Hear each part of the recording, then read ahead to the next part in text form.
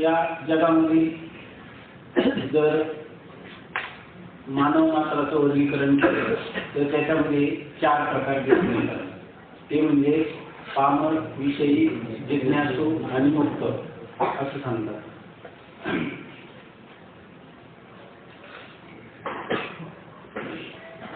त्याच्यात एक पुन्हा असे की मनु आपला जो आद्य पूर्वज तो म्हणतो की एतद् देशे प्रसूतस्य सकाशात अग्रजन्म स्वं स्वं चरित्रम शिक्षेरन पृथिव्याः सर्व मानवाः. सर्व पृथ्वीवरचे जेवढे मानव म्हणून असतील त्यांना जर आपल्या जीवनाचं कल्याण किंवा जीवनामध्ये त्यांना दुःखाची आत्यंतिक निवृत्ती आणि परमानंद प्राप्ती रूप फल पाहिजे असेल तर तो म्हणतो एतद् देश प्रसूतस्य, ज्याचा या देशामध्ये म्हणजे भारत देशामध्ये जन्म झालेला आहे. भा म्हणजे ज्ञान आणि त्याच्यामध्ये रस म्हणजे रवमान झालेला आहे. म्हणजे ज्ञानामध्ये म्हणजे आपल्या स्वरूपाच्या ज्ञान स्वरूपामध्ये जो रवमान झाला म्हणजे ज्ञान स्वरूपाचा जो आनंद घेतो अशा प्रकारचा जो देश असेल तर तो फक्त भारत देश. आणि असं नाही सांगत एकच देश प्रसूतस्य, या देशामध्ये ज्याचा जन्म झालेला आहे आणि सकाशात अग्रजन्मना, आणि ज्याचा अग्रजन्म म्हणजे ब्राह्मण जन्म ज्याचा झालेला आहे किंवा अग्रजन्म म्हणजे ज्याला सर्वात मूलभूत या विश्वाचं अधिष्ठान परमात्मा, त्या परमात्म्याचं ज्ञान झालेलं आहे आणि ती परंपरा अखंडित ज्या देशामध्ये चालत आहे असा हा भारत देश आहे. त्या देशामध्ये जन्मलेला, कारण ब्राह्मणाचं काय आहे की स्वाध्याय अध्येतव्य, हा ब्राह्मण रात्रंदिवस वेदाचं चिंतन करतो, वेदाचं वेद कंठात साठवतो, त्या वेदाचं अध्ययन करतो, त्याप्रमाणे अनुष्ठान करतो, त्याचा अनुभव घेतो आणि अनुभवे आले ज्या अंगा ते या जगात येत असे, अशी ही परंपरा या देशामध्ये अनादी कालापासून चालत आलेली आहे. तेव्हा या देशात जन्म झाला कारण या देशात वेदाला मान्यता आहे. अपौरुषेय असणारा जो वेद आहे त्या वेदवाक्यावरून आपलं संपूर्ण जीवन वाळून टाकणारे लोक या देशात आहे. म्हणून आपला अनुभव दुसऱ्यांमध्ये संक्रमित करण्याची जी परंपरा आहे ती या देशामध्ये आहे. परंतु ह्या मोक्षाचा अधिकारी मात्र सर्वजण आहे की नाही. पृथ्वीला सर्व मानव त्यांना जर स्वं चरित्रम शिक्षेरन, त्यांना जर आपलं स्वतःचं चरित्र शिकायचं असेल म्हणजे आपलं जीवन घडवायचं असेल तर हे जीवन घडवण्यासाठी त्यांना त्यांच्या देशात त्यांच्या बुद्धीनं किंवा त्यांच्या पूर्वजांनी केलेली जी साधनं आहे ती अपूर्ण साधनं आहे. त्यांना समाधान मिळणार नाही असं नाही. नीतिशास्त्र तिथे आहे, त्या धर्माचं धर्मशास्त्र आहे, परंतु वेद जो आहे तो इतकी व्यापक अशा प्रकारच्या तत्वज्ञानाने समृद्ध आहे का जगातील कोणताही मनुष्य कोणत्याही स्तरात असला तरी सुद्धा त्याचं उत्तरोत्तर उत्थान होईल, त्याचं दिवसेंदिवस प्रगती होईल, सुखाच्या दिशेने वाटचाल होईल, दुःखाची उत्तरोत्तर अवनती होईल. अशा प्रकारचा मानवी जीवनाला आणि जितक्या ज्याही अधिकाराचा मनुष्य असेल तसं काय साही मुंगीवरी भार गजाचे पालन लालता हे कोण कार्यसिद्धी, ज्याचा जसा अधिकार असेल अधिकार तैसा करू उपदेश साही ओझे त्यास तेची देऊ. अशा प्रकाराने या वेदाची रचना किंवा या वेदाची अभिव्यक्ती झालेली असल्यामुळं सर्व लोकांना मार्ग जो आहे तो वैदिक मार्ग आहे. तेव्हा ते म्हणतात स्वं चरित्रम शिक्षेरन पृथ्वीव्याः सर्व मानव, पृथ्वीवरील सगळ्या मानवांना जर शिकायचा असेल तर त्यांचा गुरु कोण आहे, हा भारत नावाचा देश आहे. भारत नावाचा देश म्हणजे भारत देशाचे असणारे कडे कपारी जमीन गंगादी नद्या हे त्यांनी गुरु करावं नाही का, की त्या देशात राहणाऱ्या लोकांना गुरु करावं, त्या देशात राहणाऱ्या लोकांना गुरु करावं. हे जड पदार्थ त्यांना काय उपयोगाचे, पृथ्वीवर सर्व मानवा म्हणून कोण की या देशामध्ये जे नाहीतर या देशाचे जन्मून जे विलास वैभवात जगत असतील परदेशी लोक दुःखी काय आहे, त्यांना आपल्यापेक्षा सर्व विलास वैभव सर्व ऐश्वर त्यांना आपल्यापेक्षा जास्त आहे. काही काही लोक तर आपल्याकडे अलीकडे नवीन अर्थ सांगतात की पूर्वी जे स्वर्गाचं वर्णन केलेलं आहे ना, स्वर्ग हा कुठं आकाश असतं कुठं नाही, पलीकडं स्वर्ग पृथ्वीवरच आहे आणि तो म्हणजे अमेरिका, इंग्लंड, पश्चिम जर्मन, जपान. कारण तिथे लोकांचं सगळं वैभव भरपूर आहे. देवांना जसं कोणतं पाप पुण्य लागत नाही तशी त्यांना पाप पुण्याची संधी नाही आणि सगळं ऐश्वर्य उपलब्ध आहे. म्हणून तेच त्या काळात वर्णन केलेले वेदाचे जे लोक आहे स्वर्गादी इंद्रादी, तर ते इंद्रलोक घ्यायचा, अमेरिका ब्रह्मलोक घ्यायचा, जर्मन असंच करायचं म्हणतात. हे वेगळं काही नाही. आता आधुनिक जे तथाकथित जे विद्वान म्हणतात ते असे अर्थ लावतात. तर खरी गोष्ट अशी आहे की आपल्या या भारतामध्ये जो मनुष्य आपल्या वेदाला मानून त्याप्रमाणे आपला आचार आणि आपला विचार आणि आपली भावना म्हणजे थोडक्यात काय आपली कृती, आपली भावना आणि आपल्या बुद्धीतले विचार हे सगळे वेदानुसारी ज्याचे आहेत, तर तो मनुष्य जीवनामध्ये विशेष असा सुखाला प्राप्त झालेला आहे. त्याच्या जीवनामध्ये सुस्थिरता, सुशांतता, परमाशांती, कृतकृत्यता प्राप्त झालेली आहे. आणि अशा कृतकृत्य झालेल्या लोकांपासून तुम्हाला पृथ्वीवरच्या सगळ्या लोकांना बोध घेतला पाहिजे असं ह्या मानव वंशाचा आदी जो म्हणून त्यांनी सांगून ठेवलेले मनुस्मृतीमध्ये. याचाच अर्थ आपल्या जर आपलं जरी किती दरिद्री असलो, आपल्याला अन्न वस्त्र निवारा याची सुद्धा आपल्याला चिंता असली तरी सुद्धा आपल्याजवळ जे तत्वज्ञान आहे वेदाचं उपनिषदाचं, त्या तत्वज्ञानाने इतके समृद्ध आहोत की सगळ्या पृथ्वीवरचे मानव कुठं आपल्या जवळ शरणागत येतील एवढ्या अध्यात्मधनाने आपण समृद्ध आहे. म्हणून आपल्याला हे धनाचं जतन केलं पाहिजे. तुकाराम महाराज म्हणतात ना, त्याचे करीनं जतन काय याचा धरीनं अभिमान करीनं आपुले जतन. सुरुवात काय आहे, देवा हे माझी निराशी ठाव तुझे पायापाशी याचा धरीनं अभिमान करीनं आपुले जतन. आपल्याजवळ सर्वात मोठं काय, ही माझी निराशी म्हणजे आपली वतनदारी आहे की आपल्याला भगवत स्वरूपाचं ज्ञान, भगवत स्वरूपाची प्राप्तीचा अधिकार आहे आणि तोच आपण जतन करणं हे आपलं सर्वात महत्त्वाचं कर्तव्य आहे. आपलं इतकं परम भाग्य आहे की आपण भगवान संत सम्राट माऊलींच्या चरणाजवळ अशा प्रकारच्या अध्यात्माचे धडे घेत आहोत की ज्या ठिकाणी या कसाईदानासारख्या माध्यमातून ज्या एका विश्व संतांनी संपूर्ण जगताच्या कल्याणाची चिंता केली. या महाराष्ट्रामध्ये संत रामदास महाराज लहान वयात 5व्या-6व्या वर्षामध्ये या घराच्या कुठल्या कोणाऱ्यात जाऊन बसत अंधारात आणि भिंतीकडे तोंड करून, तेव्हा आईने त्यांना विचारलं की अरे तू हे काय करतो, असं का करतो, इतक्या लहान वयामध्ये तुझं खेळण्याचं वय आणि तू आता अंधारात जाऊन भस्म काय लावतो आणि तिकडे बसतो काय. त्यावेळेला त्या वयात त्यांनी उत्तर दिलं, चिंता करतो विश्वाची, मला ह्या सर्व विश्वाची चिंता आहे असं म्हणून त्यांनी पुढे जाऊन शिवाजी महाराजांचं गुरुत्व घोषवलं किंवा दासबोधासारखा एक अप्रतिम अशा प्रकारचा व्यवहार आणि अध्यात्म यांचा समतोल साधणारा, समन्वय करणारा अशा प्रकारचा ग्रंथरत्न समर्थांनी निर्माण केलं. त्याच्यामध्ये त्यांना विश्वाची चिंता होती. माझं स्वतःचं काही वैभव, ऐश्वर्य वाढावं, भौतिक किंवा आध्यात्मिक कीर्ती व्हावी यांना त्यांनी पूर्णपणे तिलांजली दिली होती की ज्या ठिकाणी त्यांनी असं म्हटलं की दास डोंगरी राहतो आणि तेथूनही यात्रा पाहतो. रामदास स्वामी त्यांनी आजही महाराष्ट्रात अनेक ठिकाणी त्यांनी ज्या मारुतीच्या मूर्ती स्थापन केलेल्या आहेत त्या अजूनही परंपरेने या ठिकाणी आहेत महाराष्ट्रामध्ये. आणि त्या मारुतीच्या मूर्ती स्थापनेला इतका मोठा उत्सव भरायचे की 10 गावचे लोक तिथे जमा व्हायचे आणि जमा झाले की लोकांना मारुतीच्या दर्शनाला जे समर्थांचं आकर्षण, मूर्ती काय बोलत नाही म्हणून ज्यावेळेस त्यांना समर्थांना शोधायला जायचे, समर्थ त्यांना कुठे दिसायचे नाही. त्या गावच्या डोंगराजवळ जायचे, वर टोकावर जाऊन कशी यात्रा भरली तिथून पाहायचे. या अर्थाने या लोकांनी या लोकेशनेचा पुत्रा दारायसेना लोकेशना त्या सर्वांचा त्याग करून त्या ठिकाणी केवळ जगत कल्याणासाठी ते प्रवृत्त झाले होते.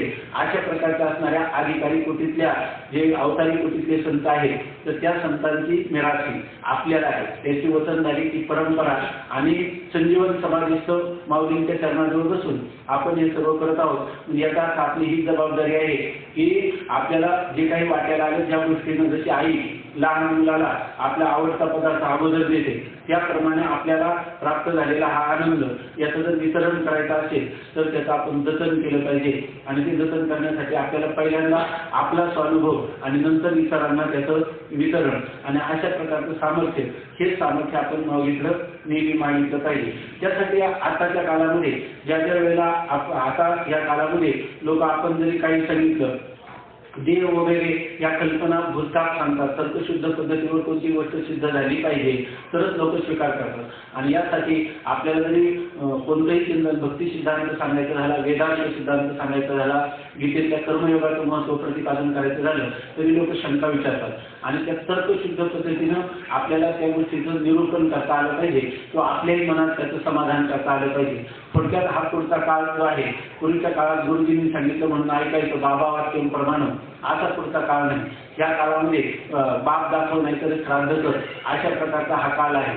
कराळ विक्राळ असा कली काळ आहे. आणि या कली काळामध्ये आपण जेव्हा धर्मोपदेशक म्हणून बाहेर पडू त्यावेळेला जोग महाराजांचा वारसा घेताना आपली मुख्य जबाबदारी काय आहे ती आपण ओळखून त्याप्रमाणे जर आपण याच्यात गेलो त्यासाठी ज्ञानशास्त्र शिकलं पाहिजे, वेदांत शास्त्र शिकलं पाहिजे. आपल्यालाही वेगवेगळ्या प्रकारच्या तर्काने दुसऱ्यांचं खंडन करता आलं पाहिजे. तर्काने आपल्या सिद्धांताचं, वेदांत सिद्धांताचं, भक्ती सिद्धांताचं, ज्ञानेश्वर महाराजांची भक्ती काय, ज्ञानेश्वर महाराजांचा कर्मयोग काय, तुकोबाराय भक्ती सिद्धांतामध्ये कोणत्या अवस्थेत पोहोचले तर पोहोचू शकतात का, वैकुंठ गमन काय प्रकारे, नाथ महाराजांची जलसमाधी काय प्रकारे, संजीवन समाधी काय प्रकारे, या सगळ्या गोष्टीसाठी आपण रात्रंदिवस अनेक प्रकारचं वाङ्मय, त्या वाङ्मयाचंही चिंतन केलं पाहिजे. आपल्याला असं वाटतं की विचार चालू वाचला आणि त्याचा पुन्हा परीक्षा दिली तर आपल्या डोक्यावरून पाणी गेले, परंतु असं नाही. या ठिकाणी जेवढा वेळ आहे हा सगळा वेळ आपल्याला केवळ स्वाध्यायासाठीच आहे. त्यांनी लिहिलं स्वाध्यायाने प्रमदितव्य, कशातही असावधानता करा. परंतु स्वाध्याय जो आहे आपला, जे काय आपलं शास्त्राचं चिंतन आहे त्याच्यामध्ये कधी त्याला अमावास्या नाही, पौर्णिमा नाही, कोणतं काम नाही, काही नाही. जरी आपल्याला ग्रंथ नसला तरी आपण ज्या मोठ्या वेळामध्ये आपलं खरं जर अंतरंग लक्ष असलं तर गौण पद्धतीने आपण व्यवहार करून अंतरंगामध्ये आपला स्वाध्याय, आपलं स्वतःचं आत्मचिंतन आपण करू शकतो. आणि अशा ह्या चिंतनाच्या परिपक्व अवस्थेत जेव्हा साक्षात्कार होतो आणि त्यावेळेला जर कोणाला ईश्वर प्रेरणा झाली तर तो लोककल्याणाच्या दिशेने प्रवृत्त होतो, नसेल तर आपला स्वतःचा आत्मानंद भोगू शकतो. आपण ह्या सगळ्या विश्वाच्या चक्रात फक्त आपल्या महिमेमध्ये राहिलं आणि आपल्यापासून कोणाला त्रास नाही अशा प्रकारची जरी भावना असली, आपला कोणत्या समाजावर भार न घालता आपण जर आपला आत्मानंद भोगत राहिलो तरी सुद्धा ती विश्वाच्या कल्याणाची आपण एका जागेवर जरी इच्छा केली तरी सुद्धा आपल्या इच्छेत इतक्या प्रकारचं सामर्थ्य येतं. कोणीतरी महापुरुष या जगत कल्याणासाठी कार्य करतो. भले आपल्याजवळ वक्तृत्व नसेल किंवा आपल्याजवळ तशा प्रकारची समाजाला सुसंघटित करण्याची कला नसेल तर काही गरज नाही. असली तर पहिलं आपलं स्वरूपाचं ज्ञान, आपल्या स्वरूपानंद टिकून जर आपण समाजामध्ये काही करता आलं तर केलं, नाही करता आलं तर त्या ठिकाणी ईश्वर प्रेरणा करून कोणाकडूनही करून घेईल. परंतु अशा प्रकारचं जे काही आदर्श जीवन आहे, ज्याला परमार्थाचा आदर्श तुकाराम महाराजांनी जे ऋषीमुनींना ठेवलेले माऊलींनी, त्याप्रमाणे माऊली कसं म्हणतात, व्यासांचा मागोवा घेतो भाष्यकाराचे वाट पुसतो, अयोग्य ही नको तो के जाईल. याप्रमाणे जीवनाची कालक्रमानं जर असली तर आपलं जीवन अत्यंत धन्य. भले काळाच्या लोकांचं जीवन जरी अनेक प्रकारच्या धनाऐश्वर्याने संपन्न दिसले, यश कीर्ती जरी दिसली तर त्या जीवनामध्ये काही उपयोग नाही. कारण ते जे लोक आहेत त्यांना जाऊन आपण जर विचारलं तर आजही पहा, जे अमेरिकेसारख्या देशामध्ये जे संपन्न लोक आहेत ते विमानाची तिकीट काढून दिल्लीला येतात, हरिद्वार, ऋषिकेश, केदारनाथ, बद्रीनाथ, उत्तर काशी या ठिकाणी ते लोक आपली बॅग पाठीवर ताणतात आणि सगळ्या ठिकाणी फिरत बसतात. आणि आता कोणी एखादा आम्हाला साधू मिळेल का, असं सांगतात की भारतामध्ये अशा प्रकारचे साधू आहेत की जगातलं कोणतंही दुःख असलं तर ते तत्काळ दूर करू शकतात, अशी ती ख्याती आहे. म्हणून त्या गिरी कपारामध्ये ते हिंडत राहतात. आणि याचंच कारण असे की ती विद्या जी आहे, अध्यात्म विद्यानं सगळ्या विद्यार्थी सगळी श्रेष्ठ विद्या असेल तर ती अध्यात्म विद्या आहे. आत्मानं अधिकृत्य प्रवर्तते ती अध्यात्म. ज्या आत्म्याला विषय करणारी जी विद्या आहे, मी कोण आहे याला विषय करणारी जी विद्या आहे, ती फक्त ह्या भारत देशामध्ये आहे. त्याच्यातही आपलं भाग्य असं आहे की ती मूळ संस्कृती भगवान माऊलींनी संपूर्ण मराठीमध्ये त्या सगळ्या वेदाचं सार केलं. जगद्गुरु तुकाराम महाराजांनी सगळ्या वेदाचं सार गाथेच्या रूपाने तो वेदाचे केलेचे विवरण, नाथ महाराजांनी श्रीमद भागवताचं संपूर्ण सार, जे अनेक प्रकारच्या टीका टिप्पण्या पाहून कळणार नाही ते सगळं मराठी भाषेत केवळ एकादश स्कंदामध्ये सगळी 18 पुराणे, 4 वेद, 6 शास्त्र सर्व गुंडाळून आणली एकट्या एकनाथी भागवतामध्ये. आणि अशा प्रकारचं जे वाङ्मय आहे ते आपले जीवन ग्रंथ झाले पाहिजे आणि त्याप्रमाणे आपल्या जीवनात अनुष्ठान करून जर आपल्याला काही त्याची अनुभूती आली तर ईश्वर प्रेरणेने या ठिकाणी लोककल्याणाचं कार्य होईल. नाही झालं तर आपला आत्मानंद आपल्याला भोगता येईल. चिंतनाचं तात्पर्य एवढंच की ह्या सगळ्या गोष्टींची जबाबदारी आपल्यावर अत्यंत मोठी आहे आणि ह्यावेळेला जर आपण ती जबाबदारी झटकून टाकली तर आपला पुढचा काळ अत्यंत असा आहे की आपण विशेष शिक्षण घेतलं नाही, शिक्षण घेणाऱ्या नाही, नोकऱ्या नाही, त्यामुळं आपल्याला कोणी समाजामध्ये विचारणार नाही. दुसरी गोष्ट, अध्यात्मामध्ये विशेष प्रगती झाली नाही आणि आपण साधन भजन न केल्यामुळं इथं असताना केवळ भोगत्या अवस्थेमध्ये ज्या वेळेला आपल्याला कुठलीच जबाबदारी नाही त्या काळात जर आपण अभ्यास केला नाही, आता अंतर्मुख ध्रुव प्रल्हाद किती लवकर सावध झाले आणि त्यांनी किती मोठी स्थिती प्राप्त केली. त्याच्यापेक्षा आपलं वय जे आहे कौमार आचरित प्राज्ञ धर्मान भागवतानी, भागवतामध्ये प्रल्हाद आपल्या सौंदर्यानं म्हणतो की ह्या भागवत धर्माचं आचरण हे कौमार अवस्थेत करायचं, 16 वर्षाच्या अवस्थेत करायचं. आपण म्हणतो की विषय विद्यार्थीची धन वगैरे, परंतु याच्यामध्ये आपण मात्र तत्पर राहत नाही आणि असं तत्पर राहिलं नाही तर पुढे अध्यात्मात जर आपण संपन्न झालो, भले आपल्याला कुठलं काही नसू द्या तरी लोक विमानाची तिकीटं काढून देते, पण लोक आपल्या पायाजवळ त्या ठिकाणी लोटांगण घालते, परंतु इकडेही आपण संपन्न नाही म्हणून व्यवहाराच्या काळात व्यवहारही केला नाही तर अशा वेळेला आपली स्थिती जी आहे ती अत्यंत दयनीय अशा स्वरूपाची होईल. तर ह्या गोष्टीमध्ये आपण जे काही दुसरा वेळ घालवतो त्याच्याऐवजी एक एक शास्त्र, एक एक दर्शन, एक व्याकरणाचा पाठ आपल्याला कसा अवगत होईल आणि त्याच्यामध्ये आपली कशी प्रगती होईल एवढं आपण दररोज प्रयत्न केला पाहिजे. हे सगळं सांगण्याचं कारण असं की हे काही पाठामध्ये बोलण्याचा विषय नाही तरी सुद्धा तुमची जी सगळी आता संख्या आहे याच्यातले बहुत म्हणजे माझा असा समज किंवा गैरसमज असेल याच्यामध्ये खऱ्या अर्थाने कोणालाही सेवाभाव नाही, कोणालाही आज्ञाधारकपणा नाही आणि फक्त तुमच्या परीक्षेला पाठ आहे म्हणून शिकण्याची इच्छा असणारे अनेक जण याच्यामध्ये आहेत. तसं नसतं तर तुम्हाला सांगितल्यावरून तुम्ही उपनिषदाला आले असते, पण असं असलं तरी तुमचा पाठ आम्ही चालवणार आहे याच्यामध्ये. हा पाठ तुम्हाला कारण काय परीक्षा आपली गावून क्वेश्चन दुर्जन्य आहे नाहीपेक्षा बरं असं जिथे कोण शिकतंय म्हणून हे चालणार, पण याच्याऐवजी आम्ही दुसरा पाठ घेऊ शकतो. दुसरा आम्ही त्याच्यामध्ये जे काही अंतरंग विद्यार्थी असतात त्यांच्याबरोबर चिंतन होतं, आम्हाला पण होतं आणि तुम्हाला पण होतं इथं. त्यामुळं ही जी गोष्ट आहे ही अत्यंत तुमच्या ठिकाणी कोणता आतापर्यंत आम्ही पाहतो सर्वात डल बॅच ज्याला म्हणतात ती म्हणजे तुमची बॅच आहे. तर याच्या ठिकाणी काहीही नाही, तुम्हाला विषय चांगला कळतो, तुम्हाला त्याचाही पाठामध्ये आनंद येतो, पण त्याचा जो काही आध्यात्मिक उपयोग करून घ्यायचा अशा प्रकारचा तुमच्या ठिकाणी उपयोग करून घेण्याची इच्छा सुद्धा नाही. असं असल्यामुळं एक थोडंसं सांगितलं असो. आता आपण आपला जो विषय आहे या ठिकाणी मनुष्य मात्राचे 4 प्रकार आहेत. त्याचे प्रकार आहे, एक प्रकार आहे पामर, दुसरा आहे विषय आणि तिसरा प्रकार आहे जिज्ञासू. ज्याला पुण्य संस्काराने सत्शास्त्राचे श्रवण झाल्यामुळे असा विचार उत्पन्न झाला की विषय सुख अनित्य आहे, विषय प्राप्तीस फार कष्ट करावे लागतात. याच्यामध्ये जे काही मुलं आहे सगळे म्हणतात की संस्कृत विचार चालू आहे, पण तुमच्यासाठी हा मराठी म्हणजे आमचं चाललंय ते चाललंय, आमचं मराठी नेहमीच चालू असतं. संस्कृत म्हणतं तुम्हाला समजणार नाही म्हणून इतका सुंदर विचार सागर आहे, तुम्ही जर संस्कृत तयार केलं तर त्याच्यामध्ये तुम्हाला कितीतरी आनंद होईल. ही परीक्षा पास होण्यापेक्षा आपल्याला तरी शेवटची परीक्षा पास व्हायची आणि त्या परीक्षेमध्ये आपण पास झालं पाहिजे. हे तर कोणी पास होईल, त्याच्यात काही कॉलेजला मुलं अभ्यास करतात पास होतात आणि त्याच्यात कॉपी करून पास होतात, ऐके नाही. तर जिज्ञासू कोणाला म्हणायचं याची व्याख्या सांगतात. ज्याला पुण्य संस्काराने सत्शास्त्राचे श्रवण झाल्यामुळे असं सांगतात की सत्शास्त्राचे श्रवण घडायला सुद्धा पूर्व काय पाहिजे, पुण्य, बहुत सुकृताची जोडी म्हणून विठ्ठली आवडी. आणि जर असा मनुष्य ही जी सदिच्छा असते ती कोणालाही उत्पन्न होत नाही, ज्याचं पुण्य फलीभूत होतं त्याला ही सत्शास्त्र श्रवण करण्याची इच्छा होते आणि शास्त्राचं श्रवण केल्यानंतर त्याला हे शास्त्रामध्ये जेव्हा ऐकायला मिळतं की ब्रह्म एक सुखरूप आहे आणि ब्रह्मा अतिरिक्त असणारं अत्यंत दुःखरूप असं सर्व आहे असं जेव्हा त्यांना वाटतं तर त्यावेळेला त्याला ह्या संसाराविषयी अनित्यता वाटते की संसारामध्ये तुझं विण काही स्थिर आहे आयसे नाही. पुढे काय कळू आले बहुतारी पांडुरंगा माझ्या चित्ती. या संसारामध्ये हे सर्वच्या सर्व अनित्य आहे.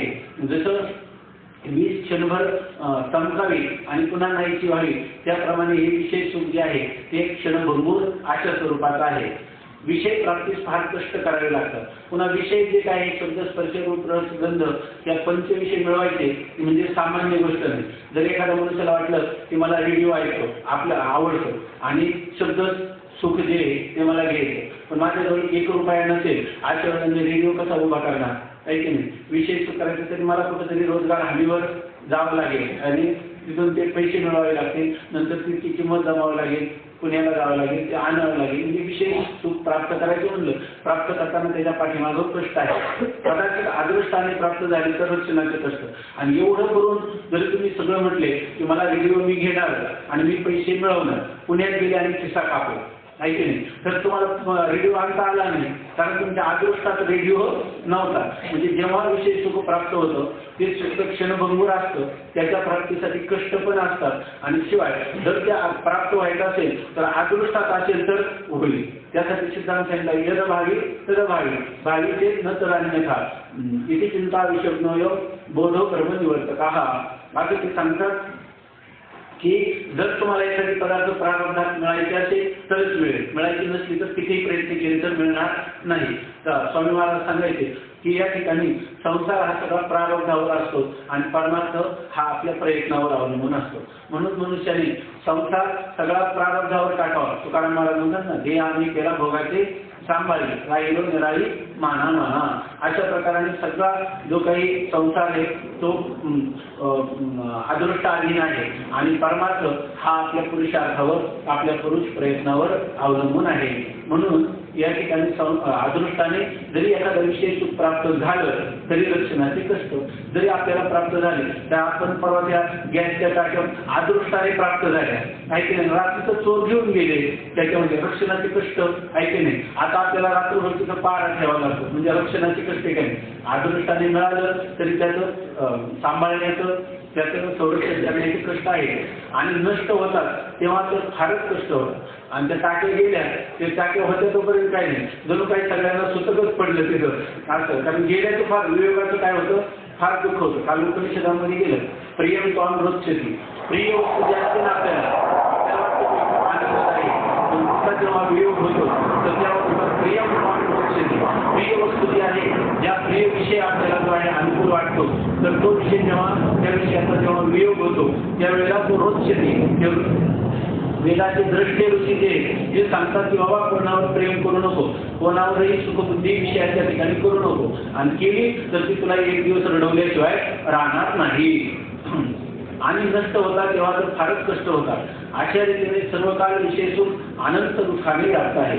विषय सुख म्हटलं तर विषय सुखाच्या अगोदर कष्ट विषय सुख प्राप्त झालं तर संरक्षणात कष्ट आणि विषय सुख नष्ट झालं तर कष्ट. दुःख कुठं नाही आधीपासून अंतापर्यंत काय आहे दुःखच आहे विषय सुखामध्ये. म्हणून सदैव दुःखरूप आहे. काय सदैव दुःखरूप आहे सदैव म्हणजे निरंतर विषय सुखी काय आहे दुःखच आहे. फक्त त्यांनी काय केलं माऊली म्हणतात दुःख लिहून सुखाची अंगी सहित जगाते. दुःखाने काय केलं सुखाचं पांघरून घातलं आहे की नाही सुखाचं पांघरून घातलं त्यामुळे आपल्याला काय वाटलं हे सुख आहे परंतु खाली पाहिलं तर काय दुःखच आहे. म्हणून सदैव दुःखरूप आहे आणि सर्व दुःख निवृत्ती लौकिक उपायाने होत नाही. आता सर्व दुःखरूप आहे अशा आम्ही त्या दुःखाची निवृत्ती करू त्याच्यासाठी लौकिक उपाय आहेत तर त्या उपायाने होते का त्या दुःखाची निवृत्ती नाही. दुःखाचे प्रकार किती आहे 3 ते कोणते आधी भौतिक आधी दैविक आणि आध्यात्मिक. त्यांचे लौकिक दुःख निवृत्तीचे उपाय आहेत की नाही आहे त्याची निवृत्ती होते की नाही होते की नाही होते पण कोणती होते लयरूप निवृत्ती होते आत्यंतिक निवृत्ती काही होत नाही. नाही. बरं, कदाचित झाली तरी पुन्हा उत्पत्ती होते आणि जरी ह्या दुःखाची निवृत्ती झाली तरी पुन्हा काय होते, ती लयरूप निवृत्ती असते, पुन्हा ते दुःख उत्पन्न होऊ शकतं. यावरून हे ठरते की दुःखाचे आश्रय जे शरीर ते जोपर्यंत आहे तोपर्यंत दुःख निवृत्ती होणे शक्यच नाही. याच्यावरून काय ठरतं, सगळ्या दुःखाला कारण काय, तुकाराम महाराज म्हणतात काय, जन्माचे ते मूळ पाहिले शोधणे, दुःखाचे कारण जन्म घेणे. जन्म घेणे म्हणजे शरीराला प्राप्त होणे, म्हणजे शरीर एकदा प्राप्त झालं की महाराज म्हणजे खात्यावर आल्यापासून तर ताटीवर जाईपर्यंत आहे काय, केवळ दुःखच आहे, दुसरं आहे सुख नाही कोठे आलिया संसारी, ऐकलं कुठेही सुखाचा लेख देखील नाही. तर याचं कारण काय आहे की कोणाला सुख आहे, तर ज्यांनी दुःखाचा आश्रय असणारं जे शरीर, ते शरीर जोपर्यंत आहे तोपर्यंत त्याला दुःख आहे. तुम्ही म्हणाल की एकदा ताटीवर गेल्यावर तर दुःखाची सुटका आहे की नाही, त्या ताटीवर गेल्यावर पण नाही.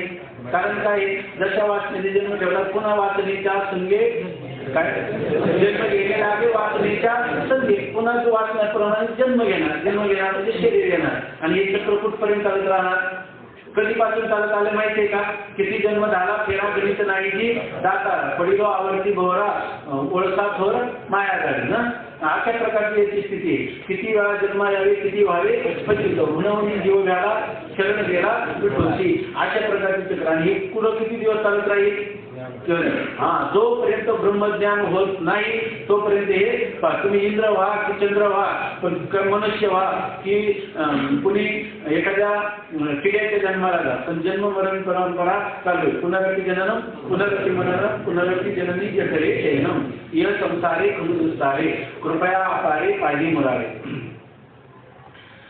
यावरून हे ठरते की दुःखाचे आश्रय जे शरीर ते जोपर्यंत आहे तोपर्यंत दुःख निवृत्ती होणे शक्यच नाही. जोपर्यंत शरीर तोपर्यंत दुःख असणार. सगळ्या दुःखाचा अधिष्ठान म्हणजे हे शरीर आहे. कारण प्रत्येक शरीर पुण्य पापाने रचित असून त्यात मनुष्य शरीर तर समान पुण्य पापाचे फल प्रसिद्ध आहे. कारण आता हे शरीर कशाने मिळतं, तर पाप पुण्य समानसमी तरीच पाहिजे कर्मभूमी, तेच जै कापडे विषमी तरी स्वर्गगामी अथवा नरकी असं सांगितलेले. हे शरीर मिळालं म्हणजे केवळ पुण्याने मिळालं नाही, केवळ पापाने मिळालं नाही. आपण म्हणतो ना सुख दुःख मिश्रित हा संसार. त्या मनुष्य जीवनामध्ये मनुष्याला सुखही होतं आणि दुःखही होतं. सुख म्हटलं की ते पुण्याचं फल आहे आणि दुःख म्हटलं की ते पापाचं फल आहे. म्हणजे पुण्य आणि पाप या दोघांनी मिळून हे मनुष्य शरीर प्राप्त होतं. मग ज्या अर्थी पुण्य आणि पापाने होतं म्हणजे पापाचं फल दुःख याच्यामध्ये भोगावंच लागेल की नाही.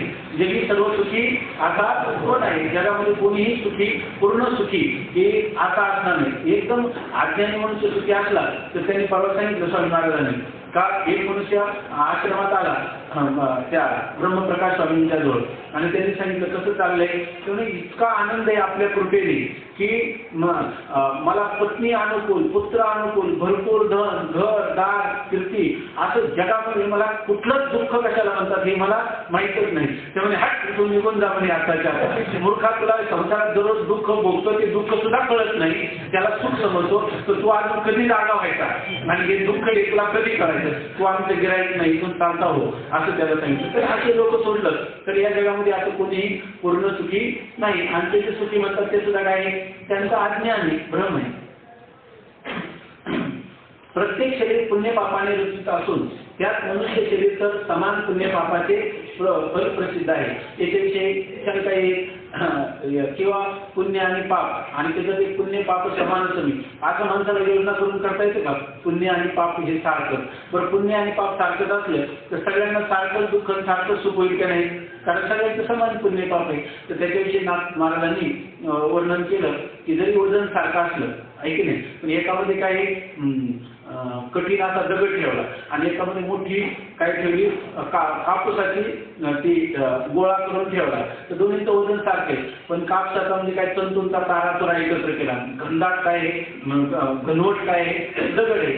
तसंच एखाद्याचं पुण्य ठोस असतं आणि तितक्याच वजनाचं पाप असतं. पण ठोस पुण्याचं जे फल आहे ते सुख त्याला जीवनात आधीच मिळतं आणि ते जी किरकोळ असणारी जी पातकं आणि त्यांचा झालेला समान वजनाचा किंवा समान भाराचा जो समज आहे त्याच्यापासून त्याच्या जीवनात दुःख कमी मिळतं. त्यामुळे नाही तर सगळ्यांना सारखं सुख दुःख होईल ना, सगळ्यांना सारखं सुख दुःख होऊ नये म्हणून त्यांनी दिले आहे तो कोणाला पाठ पुण्याचा जरी महाचिरा आणि पापाचा जरी तारा चढ असं त्यांनी म्हटलेले. पुण्याचा महाचिरा म्हणजे मोठा दगड आणि पापाचा तारा चढ अशा वेळेला जेव्हा येतं तेव्हा त्या पुण्यवान पुरुषाला अधिक सुख मिळतं आणि गल्लाट पापवान पुरुषाला अधिक दुःख मिळतं अशी त्याची संदर्भ. देव शरीरे ही तसेच मिश्रित कर्माचे फल आहे. देव आता तुम्ही म्हणाल मनुष्य शरीरात दुःख आहे, पण देवाच्या शरीरात देवाचंही शरीर झालं तरी त्याच्यात ते म्हणतात मिश्रित कर्माचे फल. शरीर म्हटलं तर मिश्रित कर्म, त्याच्यामध्ये पुण्य आणि पाप देव शरीरातही आहे.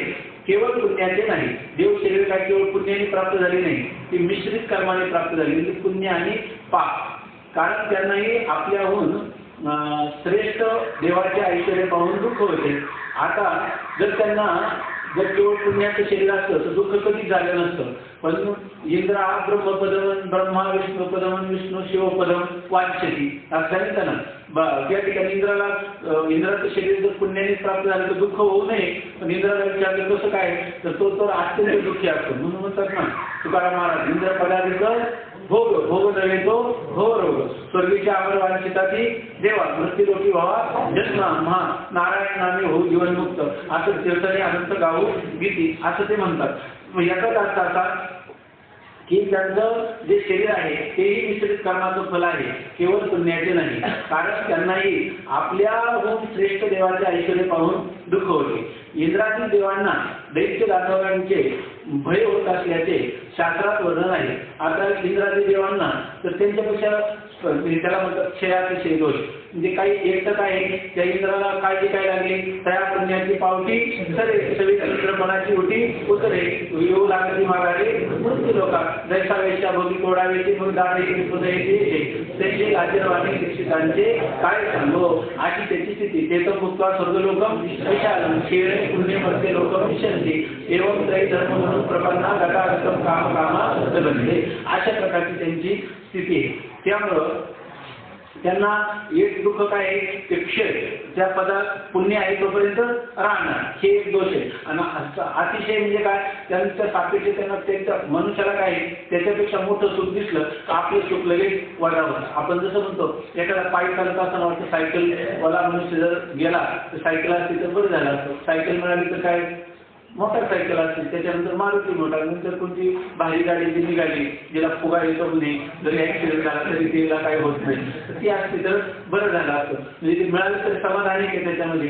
त्यामुळे देवतांच्या शरीरामध्ये जरी भोग ऐश्वर्य दिसत असलं तरी सुद्धा ते ऐश्वर्य क्षयातिशय दोषाने युक्त असल्यामुळं त्यांना देखील तिथं काही दुःख आहे. ते दुःख हे पापाचं फल आहे. पाप नसते तर देवांना दुःख झाले नसते. यावरून देवांचे शरीरही पाप पुण्याचे फल आहे असे निश्चित होते. जर त्या ठिकाणी पाप नसतं देवांच्या शरीरात तर दुःख झालं असतं का नाही. मग देवांचे शरीर सुद्धा काय पाप पुण्याने निर्माण झालेली आहे. वेदामध्ये देव पापरहित आहे असे वर्णन आहे. आता तुम्ही म्हणतात देवांचे शरीर मिश्रित कर्माचे पण देव तर पुण्य शरीराचे म्हणजे पुण्य देवांचे शरीर ही केवळ पुण्यापासून झालेली आहे असं वेदामध्ये दिसतं असं सांगतात. तर त्याचा अर्थ वेगळा आहे. जरी देवांचे शरीर ही पुण्याने रचित आहे असं म्हटलं त्याचा अर्थ समजावून घ्या म्हणतात. त्याचे तात्पर्य दोन तऱ्हेने सांगता येईल.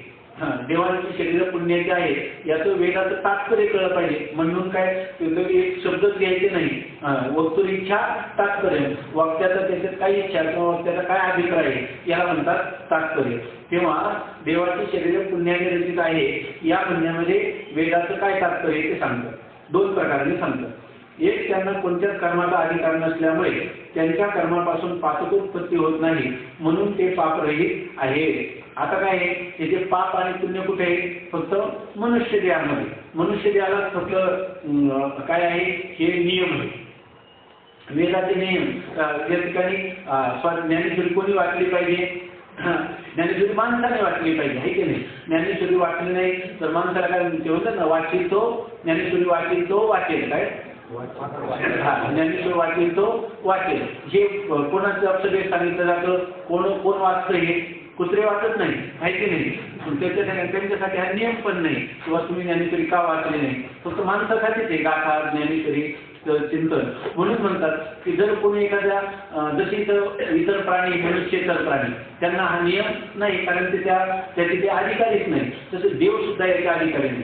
देव शरीरामध्ये त्यांनी जरी कोणत्याही प्रकार त्यांना विधी निषेध नाही, त्यांना वाटेल त्या विषयाचा भोग घेतला आणि तो इकडे वेदाने निश्चित सांगितला असला तरी त्यांना त्याच्यापासून नवीन पातकोत्पत्ती उत्पन्न होत नाही. म्हणून देवांची शरीर पातकरीते याचा अर्थ पुण्य पापापासून उत्पन्न झाले नाहीत असा नाही, तर त्या देवाच्या शरीरामध्ये जरी त्यांच्याकडून काही निषिद्ध कर्म घडलं तरी त्यांना पातक लागत नाही. कारण हा नियम कुठे पृथ्वीवर असणाऱ्या मानव मात्राला देवता शरीरांना हा नियम नाही. म्हणून त्यांना नवीन पातक उत्पन्न होत नसल्यामुळं देवाचे शरीर पातक रहित आहे असं म्हटलेलं.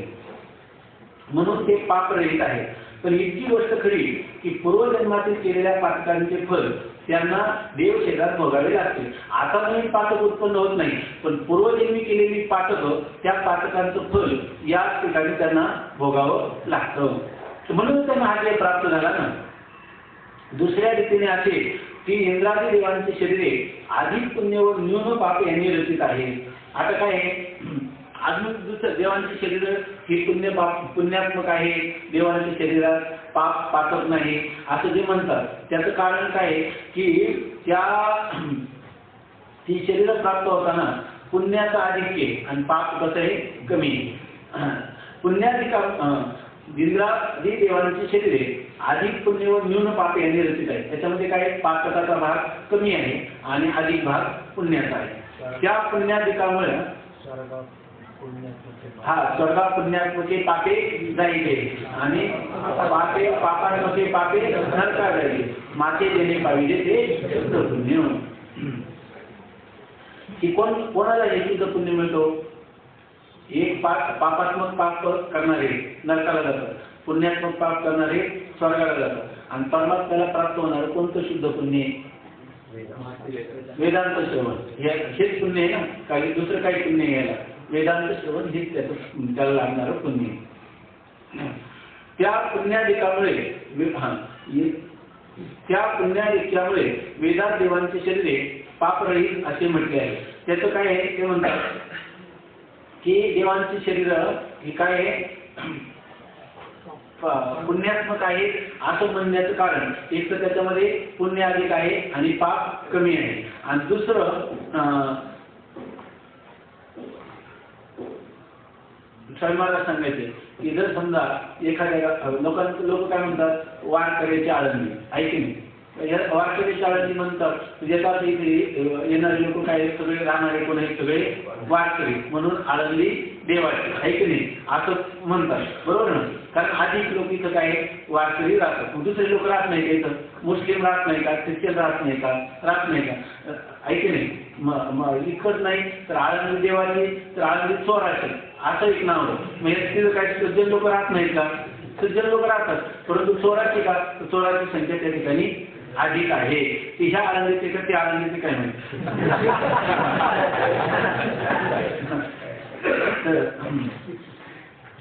त्या पुण्याधिक्यामुळे वेदात देवांची शरीरे पापरहित आहेत असे म्हटले आहे. पापाचा अत्यंत अभाव सांगण्याचा वेदवाक्याचा अभिप्राय आहे. देवांची शरीर प्राप्त होणारा पापाचा अत्यंत अभाव आहे असं सांगण्यात वेदाचं तात्पर्य नाही.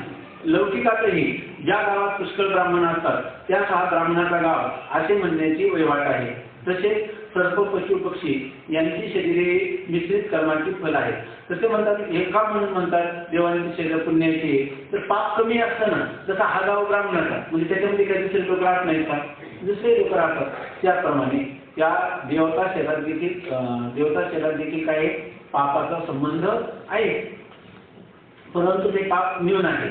तसेच सर्प पशु पक्षी यांची शरीरे ही मिश्रित कर्माची फले आहे. आता सर्प पशु पक्षी यांची शरीर ही सुद्धा काय मिश्रित म्हणजे सर्प जन्म येऊ पशु येऊ किंवा पक्षी हो तर ते सुद्धा काय मिश्रित त्याच्या जीवनामध्ये पाप आणि पुण्य त्याच्यामध्ये पुन्हा काय सरसंभाव सांख्य कार्यक्रम म्हणून एक ग्रंथ आहे मग त्याच्यावर वाचस्पती मिश्रांनी मोठी टीका केली आणि त्याच्यात ह्या न्यूनाधिक पुण्यानु पापानुसार कशा कशा योनी प्राप्त होतात जवळजवळ 64 योनी त्यांनी सांगितलेले आहे. कोणाच्या ठिकाणी रजोगुण जास्त, तमोगुण जास्त, कधी सत्वगुण जास्त, त्यांना कशा प्रकारचे शरीर मिळाले अशा प्रकारचं वर्णन त्यांनी केलेले वाचस्पती मिश्रांनी.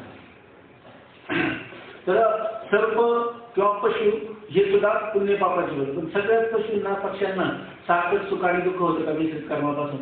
ऐक नाही.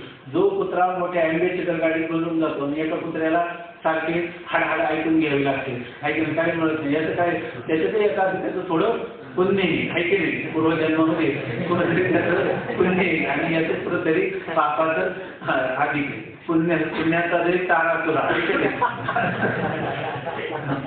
सर्प पशु पक्षी यांची शरीरे मिश्रित कर्माची फले आहे.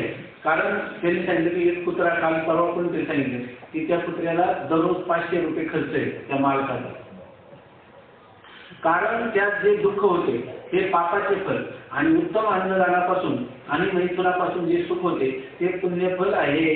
आता त्या पशु पक्ष्यांना जे दुःख होतं ते त्यांच्या पापाचं फल आणि काही ना उत्तम अन्न आहे की नाही. काल एक मनुष्य आला होता आपल्या तिथं, तर बाहेर कुत्रं होतं. ते सगळे लोक गाडीत बसले, कुठे गेला तर तो मनुष्य गेला दुकानात. मग दुकानातून त्याने ते बटर आणले आणि ते सगळं त्या कुत्र्याला खाऊ घातले. तर ते खाली त्या माणसाने माती टाकली होती. दुसरा आला, माती कशाला टाकली म्हणे. त्यांच्या दुकानदाराला म्हणजे चाललं नाही तर टाकलं कारण त्या फरशीवर ठेवले आणि मग त्यांना खाऊ घातले. मग गेले ते याच्यामध्ये. त्या कुत्र्याचं किती पुण्य आहे, त्याला पुण्याचा होते. तसे सर्प पशु पक्षी यांची शरीरेही मिश्रित कर्माची फले आहे. कारण त्यात जे दुःख होते ते पापाचे फल आणि उत्तम अन्न पानापासून आणि मैथुनापासून जे सुख होते ते पुण्यफल आहे. त्यात उत्तम मनुष्याची देवाप्रमाणे व नीच मनुष्याची पशु पक्षाप्रमाणे त्यांच्या भोगावरून कल्पना होते. आता एखाद्या मनुष्याला जर खूप ऐश्वर्य मिळत असेल तर तो जण काही या मनुष्य लोकातला देवच आहे असं समजायचं. आणि नीच मनुष्याची पशु पक्षाप्रमाणे आणि एखाद्या मनुष्याला त्या कुत्र्याला तरी अन्न मिळतं पण याला मिळत नाही म्हणजे आता त्याचं पाप जे आहे ते बलवान आहे म्हणून त्याला निकृष्ट पशु पक्षाचं आपण म्हणून याचं जीवन पशुतुल्य आहे. म्हणजे याचा अर्थ काय त्याच्यामध्ये पापाचं आधिक्य आहे. याप्रमाणे सर्व शरीरे पुण्य पापाने तयार झालेली आहे आणि पापाचे फल दुःख आहे.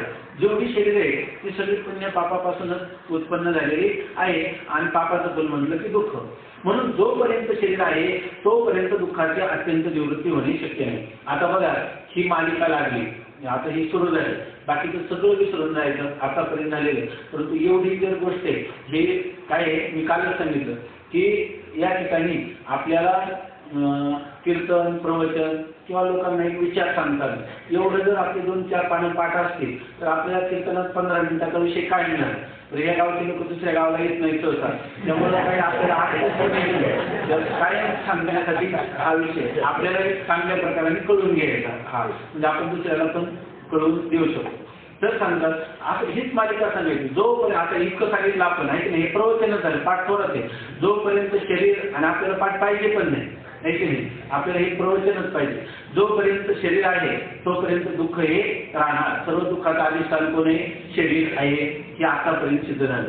म्हणून जोपर्यंत शरीर आहे तोपर्यंत दुःखाची अत्यंत निवृत्ती होणे शक्य नाही. अग्नी वेगळा अग्नी तर ठेवायचा आणि उष्णता तर दूर करायचं होईल का? कधी नाही. शरीर तर आहे आणि दुःख तर नाही. जोपर्यंत शरीर तोपर्यंत दुःख असणारच.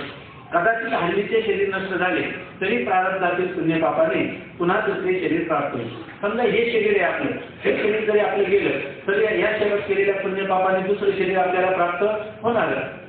बरं त्याच्यात या पुण्य पापाचा फलभोग घेतला तर आपण ते पुन्हा पुण्य पाप करणार आणि पुन्हा शरीर प्राप्त होणार. म्हणजे याचा अर्थ दुःखाची निवृत्ती करायची म्हटलं तर शरीराची निवृत्ती झाली पाहिजे. जोपर्यंत शरीर आहे तोपर्यंत अपरिहार्यपणे दुःख राहणार. बरं हे शरीर पडलं तर प्रारब्धाने दुसरं शरीर मिळणार, दुःख हे राहणार. दुःख आपला पाठपुरावा केल्याशिवाय राहणार नाही. जोपर्यंत शरीर तोपर्यंत दुःख असं याचं समीकरण आहे. शरीर पाप पुण्याचे म्हणजे धर्माधर्माचे फल आहे. आता विचार सुरू झाला की शरीर तरी आपल्याला का प्राप्त होतं, तर शरीर प्राप्त होण्याचं कारण हे धर्माधर्म किंवा पुण्यपाप आहे की नाही. पुण्य म्हणजे धर्माचरण केलं की पुण्य निर्माण होतं आणि अधर्माचरण केलं की पाप निर्माण होतं. म्हणजे जोपर्यंत धर्माधर्म आहे किंवा पापपुण्य आहे तोपर्यंत शरीर मिळणार. या धर्माधर्माची अत्यंत निवृत्ती झाल्याशिवाय शरीराची अत्यंत निवृत्ती होणे संभवनीय नाही। आता याचा अर्थ जोपर्यंत धर्म किंवा पापपुण्य निवृत्ती होत नाही तोपर्यंत शरीराची निवृत्ती होणार नाही। मग आता शरीराची निवृत्ती करायची झाली तर कशाची निवृत्ती व्हायला पाहिजे? पापपुण्याची किंवा धर्माची निवृत्ती झाली पाहिजे। आणि जर कोणी म्हणेल पाप पुण्य निवृत्ती न करता आम्ही शरीराची निवृत्ती करू तर होईल का निवृत्ती? नाही। म्हणजे शरीराची निवृत्ती करायची झाली मला लक्षात येतं ना, पाप पुण्याची निवृत्ती झाली पाहिजे।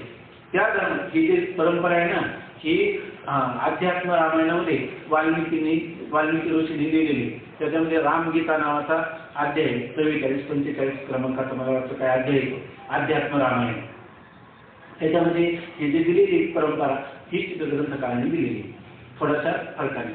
त्या धर्माची अत्यंत निवृत्ती झाल्याशिवाय शरीराची अत्यंत निवृत्ती होणे संभवनीय नाही। त्या धर्माचे कारण राग द्वेष आहे। आता धर्म आणि अधर्म तरी का माणसाला निर्माण होतात? त्याचं कारण आहे राग आणि द्वेष।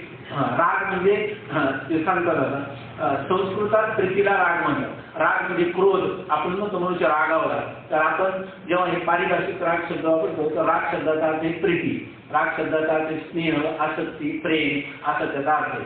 तर कोणत्या आपल्याला पाप पुण्य का करतात घडतात आपल्याला, तर एक तर जर प्रतिकूल वस्तू असली तर त्याच्याविषयी आपल्याला द्वेष होतो, द्वेष केला की त्याच्यापासून काय होतं? पाप निर्माण होतं। अनुकूल वस्तू असली तर त्या वस्तूविषयी आपण प्रीती करतो, त्याच्यापासूनही मनुष्याला पाप करतो। समजा एखादी वस्तू शास्त्राने सांगितलेली ती प्रीती करण्याची योग्य नाही आणि आपण जर तिच्यावर प्रेम केलं तर त्या शास्त्राच्या विरुद्ध केल्यामुळे पाप होईल की नाही?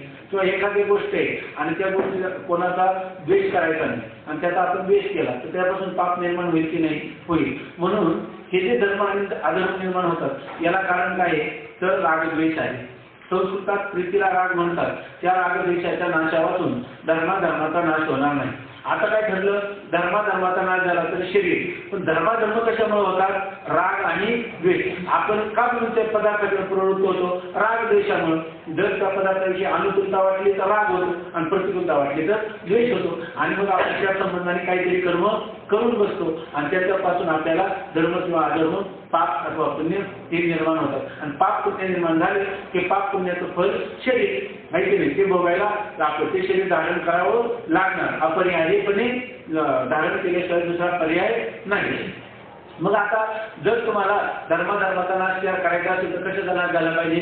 रागद्वेषाचा नाश झाला पाहिजे। रागद्वेषाचा नाश झाल्यापासून धर्माचा नाश होणार नाही। आता हे रागद्वेष तरी का होता याचा जर आपण मूलभूत विचार केला तर रागद्वेष अनुकूल प्रतिकूल ज्ञानामुळे होता। रागद्वेष तरी का होतात? आपल्याला सर्प कसा आहे?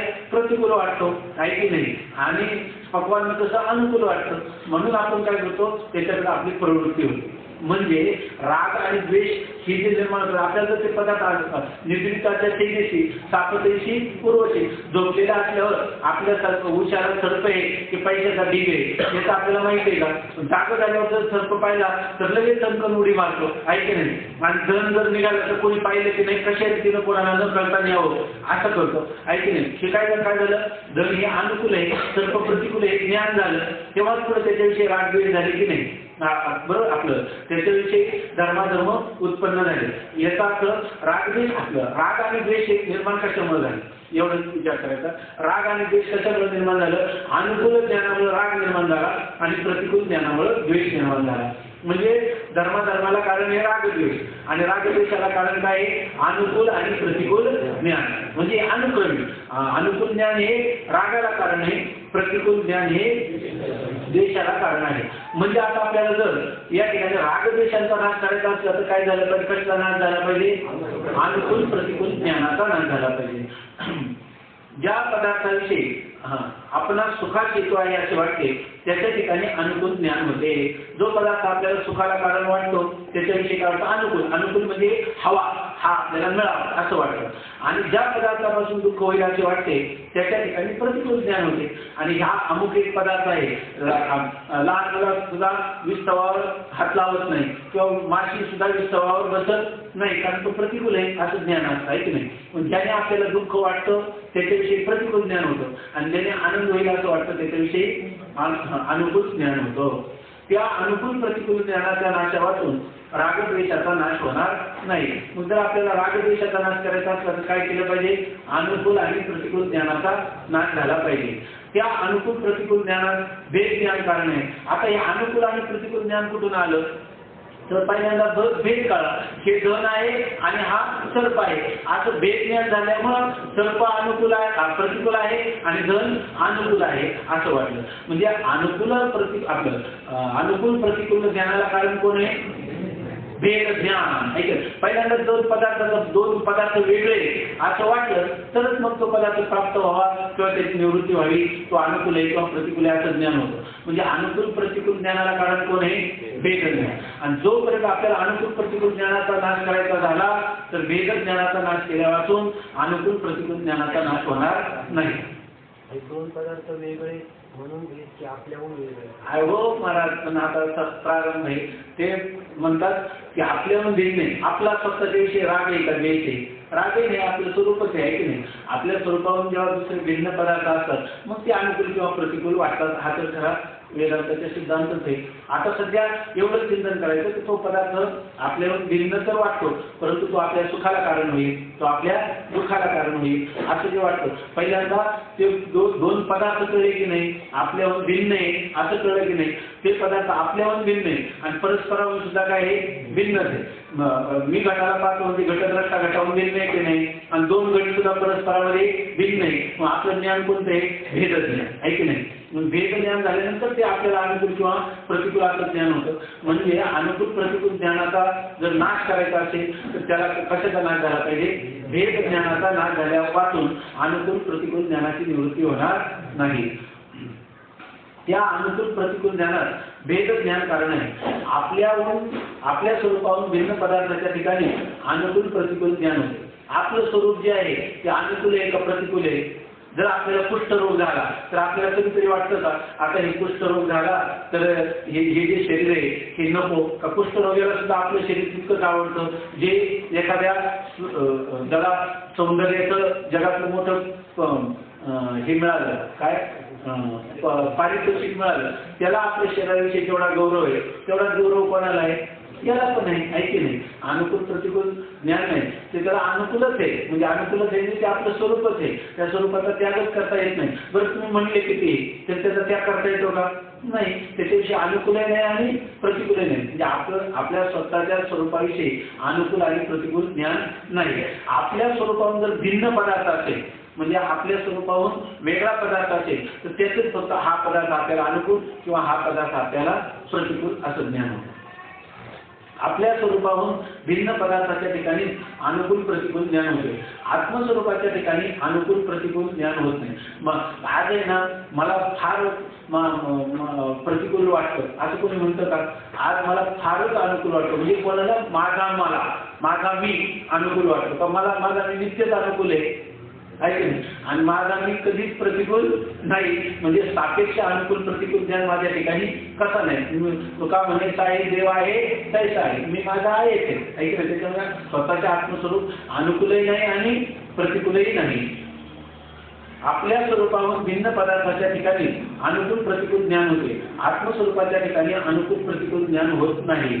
आज आपलं सुषुप्ती अवस्थेमध्ये आपण आपल्या स्वरूपात असतो तेव्हा कोणता पदार्थ अनुकूल असतो कोणता पदार्थ प्रतिकूल असतो आहे की नाही. आपण जेव्हा सुषुप्तीमध्ये कोणत्याही बाह्य पदार्थाचं भेदाचं ज्ञानच नाही तर त्यावेळेला आपल्याला कोणतं अनुकूल प्रतिकूल ज्ञान असतं? कोणतंच नाही. आता आणखी त्यांनी व्याख्या दिली. सुखाचे साधनास अनुकूल व दुःखाचे साधनास प्रतिकूल म्हणतात. अनुकूल म्हणजे काय? मागच सांगितलं होतं की ज्याने दुःख होईल असं वाटतं त्याच्याविषयी राग आणि ज्याने सुख होईल वाटतं त्याच्याविषयी काय होतं? ज्याने सुख होईल त्याच्याविषयी राग आणि त्याच्यापासून दुःख होईल त्याच्याविषयी द्वेष निर्माण होतं. तसंच सुखाच्या साधनाला काय म्हणायचं? जे साधनाने आपल्याला सुख मिळेल त्याला काय म्हणायचं? अनुकूल. आणि ज्याने आपल्याला दुःख होईल त्याला म्हणायचं प्रतिकूल. आपले स्वरूप म्हणजे आत्मा सुखरूप आहे. आपला आत्मा अनुकूलही नाही प्रतिकूलही नाही. सुखाचा आहे सुखरूपच आहे. सुखाचं साधन नाही. अनुकूल प्रतिकूल कशाला म्हणतात? सुखाच्या साधनाला म्हणतात. आत्मा हा सुखाचा साधन आहे का आत्मा स्वतः सुखरूप आहे? जो आनंद नित्य प्रकाश सुखाचा आहे सुखरूप आहे. सुखाचे किंवा दुःखाचे साधन नाही. आत्मा हा सुखाचं साधनही नाही आणि दुःखाचं साधनही नाही. दुःख आत्म्याच्या ठिकाणी नित्य निवृत्त आहे आणि सुखी आत्म्याचं स्वरूप आहे. म्हणून आत्म्याविषयी अनुकूल प्रतिकूल ज्ञान होत नाही. तुम्ही म्हणाल अनुकूल प्रतिकूल ज्ञान का होत नाही, तर आत्मस्वरूपाच्या ठिकाणी अनुकूल प्रतिकूल ज्ञान न होण्याचं कारण, तर अनुकूल ज्ञान कशाच होतं, सुखाच्या साधनात.